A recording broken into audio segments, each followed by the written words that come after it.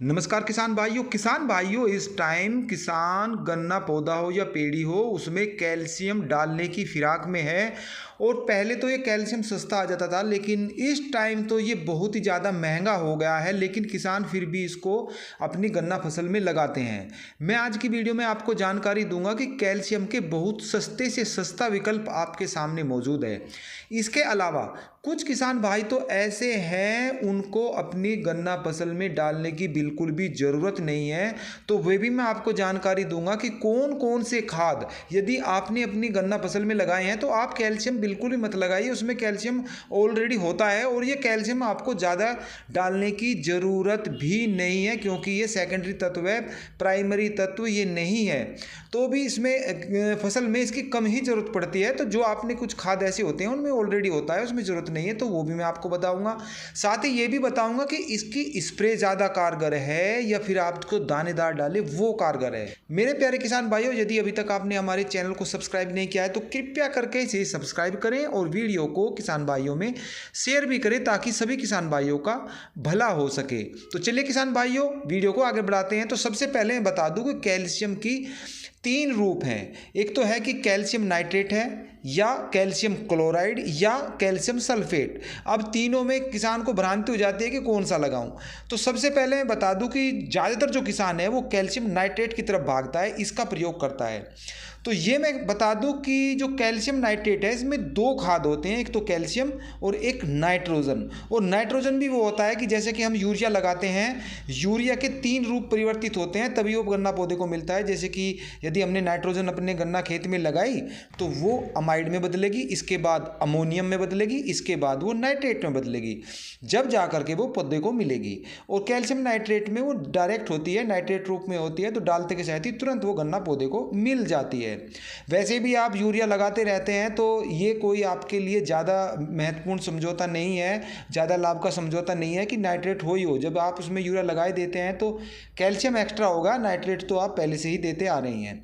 तो इस चीज़ की भी आप भ्रांति अपने मन से निकाल दें। अब इसमें बताता हूँ कि कैल्शियम जो होता है इसमें वो 18.5% होता है और नाइट्रोजन जो होती है वो 15.5% होता है। और ये महंगा खाद आपको मिलता है। और साथ ही साथ इसकी एक कमज़ोरी मैं आपको और भी बता दूं कि जिस ज़मीन का पीएच मान ज़्यादा हो उसमें इसका यूज़ न करें, क्योंकि ये पीएच मान को ज़मीन की को बढ़ाता है। और पीएच मान जब ज़मीन का 7.5 से ऊपर जाना शुरू हो जाता है तो जो भी खाद आपकी ज़मीन में पड़े हैं वो गन्ना पौधा उसे ग्रहण करना बंद कर देता है और गन्ना पौधा पीला पीला पड़ जाता है। तो ये ज़्यादा फ़ायदे का सौदा मुझे नज़र नहीं आता। किसान भाइयों, दूसरा खाद लेते हैं कैल्शियम क्लोराइड। कैल्शियम क्लोराइड काफ़ी सस्ता है, इसमें 10% कैल्शियम होता है।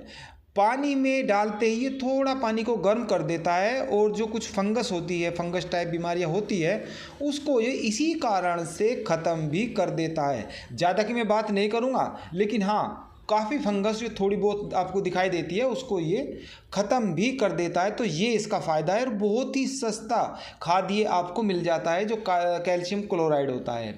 तो इसका मैं यदि बात करूं, यदि इसे आप किसी दूसरे खाद के साथ भी कॉम्बिनेशन बना कर डालना चाहें तो ये बोरोन के साथ बहुत ही अच्छा रिजल्ट देता है। साथ ही इसकी यदि बात की जाए मात्रा की, तो जो इसकी स्प्रे करना चाहते हैं तो 1 केजी ये आपको 1 एकड़ में करना है। साथ ही साथ इसका जो प्राइस है 1 किलो का वो 125 से 150 रुपये के करीब आ जाता है। तो यदि आप स्प्रे कर रहे हैं तो लगभग 150 रुपये का खर्च आपका 1 एकड़ में पड़ता है। इसके साथ आप बोरोन को भी मिक्स कर लीजिए, वो भी अच्छा रिजल्ट देगा। इसके अलावा कोई भी कीटनाशक हो इसमें आप मिक्स करके स्प्रे कर दोगे तो खाद का भी काम होगा और आपका जो कीटनाशक का है वो भी काम हो जाएगा। तो ये मैंने आपको बता दिया कि ये सस्ता पड़ेगा नाइट्रेट से, बहुत ही सस्ता ये मैंने आपको रिजल्ट बताया है। इसके अलावा एक इसका तीसरा भी है, वो कैल्शियम सल्फेट के नाम से आता है। साथ ही साथ मैं ये बताऊं कि ये जिप्सम से तैयार होता है। जिस ज़मीन का पीएच मान थोड़ा ज़्यादा हो रहा है तो उसको ये कम करने का काम करता है, क्योंकि ये जिप्सम से तैयार होता है। भूमि सुधार के रूप में भी आप इसको देख सकते हैं। तो कैल्शियम सल्फेट आज की ज़मीन देखी जाए तो उस हिसाब से ये बहुत ही अच्छा विकल्प है, आपको बहुत ही सस्ता पड़ता है, मिट्टी को ये मुलायम बनाता है। इसके अलावा मैं बात करूं इसकी मात्रा की, तो 500 रुपये के आसपास 25 केजी का पैक आ जाता है और 1 एकड़ के लिए काफ़ी होता है। इसको आप यूरिया की तरह ज़मीन में बखेर दीजिए और पानी लगा दीजिए। यदि आपने पानी नहीं लगाया, पानी की मात्रा कम रह जाती है, तो ये जड़ों के माध्यम से पौधे में चढ़ता है, ये पत्ती तक नहीं पहुँच पाता, पत्ती में इसकी कम मात्रा पहुँचती है, तो ये वो रिजल्ट कम देगा। तो आपको इस चीज़ का ध्यान रखना है। अब मैंने आपको कैल्शियम के 3 रूप बताए, कैल्शियम क्लोराइड, कैल्शियम नाइट्रेट और कैल्शियम सल्फेट। तो सबसे अच्छा कैल्शियम सल्फेट है, सबसे सस्ता पड़ेगा। दूसरे नंबर पर कैल्शियम क्लोराइड है, ये भी सस्ती पड़ेगी, अच्छी है।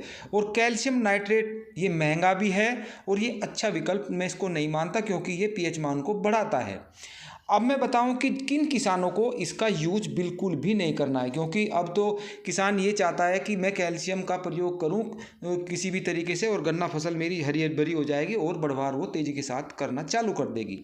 तो जिन किसान भाइयों ने अपनी ज़मीन में जिप्सम लगाया है, क्योंकि बुआई के टाइम जिप्सम लगा देते हैं तो जिप्सम में 19% कैल्शियम होता है और 11% सल्फर होता है, उनको फ़िलहाल कोई ज़रूरत नहीं है जिन्होंने जिप्सम का प्रयोग किया है।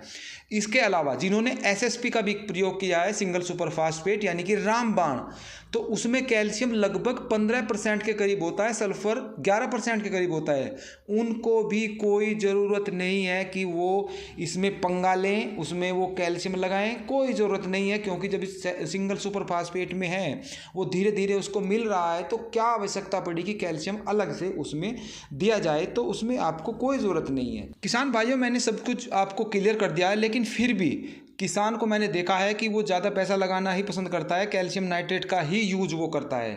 तो इसकी यदि मैं मात्रा तो मैंने आपको बता ही दी है, 500 ग्राम आपको यदि स्प्रे करना है तो 1 एकड़ के लिए काफ़ी होती है। यदि आप उसको दानेदार दे रहे हैं तो 10 केजी प्रति एकड़ के हिसाब से इसको आप दीजिए। कुछ खाद ऐसे हैं जिसमें बहुत ही अच्छा काम करता है, जैसे कि बोरोन है, जिब्रेलिक एसिड है और जी सागरिका है और कार्बनडाजिम प्लस मैंकोजेब है जो फंगस को ख़त्म करती है, उसके साथ भी आप इसको मिक्स करके डाल सकते हैं, काफ़ी अच्छा फ़ायदा करेगा। लेकिन कुछ खाद ऐसे हैं जो स्प्रे करना चाहते हैं तो उसमें बिल्कुल भी ना करें, जैसे कि NPK है, SSP है, अमोनियम है, मैग्नीशियम है, इनके साथ ही अच्छा रिजल्ट नहीं देगा। दानेदार का यूज करना है तो मैंने आपको बताया दिया है, 10 केजी प्रति एकड़ के हिसाब से आप इसका यूज करें कैल्शियम नाइट्रेट का। किसान भाइयों, मैं आपको आखिर में ये भी बता दूं कि आखिर कैल्शियम का गन्ना पौधे या पेड़ी में लाभ क्या है। तो ये गन्ना पौधा को या पेड़ी को हरा भरा करता है, पत्तियों में सेल्स की मात्रा बढ़ाता है, उसकी मोटाई बढ़ाता है, लंबाई बढ़ाता है और साथ ही साथ रोगों से लड़ने की क्षमता में भी ये वृद्धि करता है। इसका मतलब ये है कि इन दिनों में यदि हम इसका यूज़ करते हैं तो ये बहुत ही अच्छा आपके गन्ना पौधा व पेड़ी में काम करता है।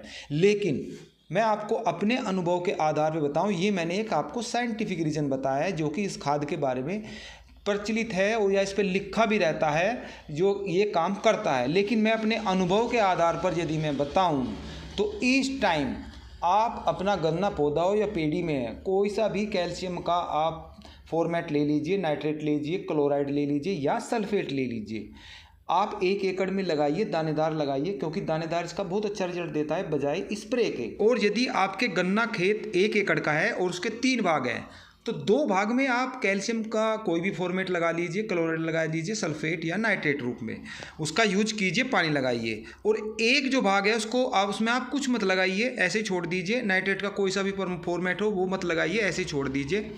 तो आप कुछ दिन बाद देखोगे कि जो तीनों खेत हैं, जो तीनों प्लॉट हैं, बराबर हरापन होगा, बराबर मोटाई होगी, बराबर लंबाई होगी, आपको 1% भी रिजल्ट आपको दिखाई नहीं देगा।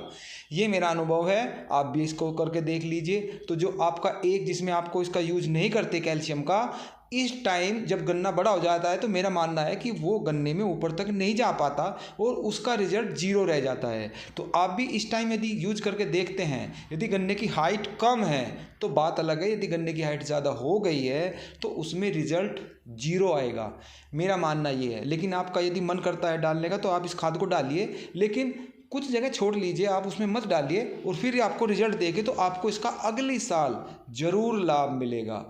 फिर मिलते हैं ऐसी जानकारी के साथ, तब तक के लिए सभी किसान भाइयों को नमस्कार।